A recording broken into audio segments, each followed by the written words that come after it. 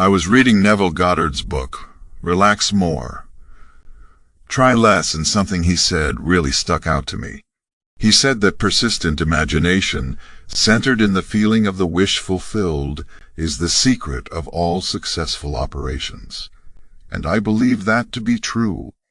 If you can imagine what you want and feel as if you already have it, then it's only a matter of time until you actually do have it.